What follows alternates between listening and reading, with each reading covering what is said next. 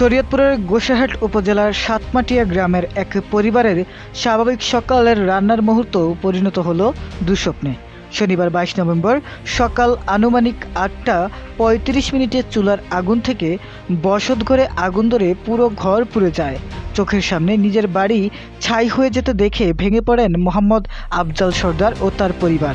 স্থানীয়রা জানান, মৃত মান্নান সর্দারের ছেলে আফজাল সর্দারের স্ত্রী সকালে রান্না করছিলেন। অসাবধানতাবশত চুলার আগুন বসতঘরের বেড়ায় লেগে যায়। কেউ কিছু বুঝে ওঠার আগেই আগুন ছড়িয়ে পড়ে রান্নাঘর থেকে বসতঘরে, আর সেখান থেকে সব জায়গায়। খবর পেয়ে গোসাইহাট থানা পুলিশ ও ফায়ার সার্ভিসের একটি ইউনিট দ্রুত ঘটনাস্থলে পৌঁছে সকাল 9টা 5 আগুন নিয়ন্ত্রণে আনে।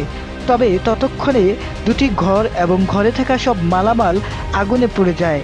স্থানীয়ভাবে জানা যায়, আগুনে প্রায় 5 থেকে 6 লক্ষ টাকার ক্ষয়ক্ষতি হয়েছে। পরিবারের সদস্যরা জানান, সারা জীবনের সঞ্চয়, ব্যবহারযোগ্য জিনিসপত্র ও প্রয়োজনীয় কাগজপত্র সবই আগুনে পুড়ে ছাই হয়ে গেছে। অগ্নিকাণ্ডের পর কান্নায় ভেঙে পড়েছে পরিবারটি।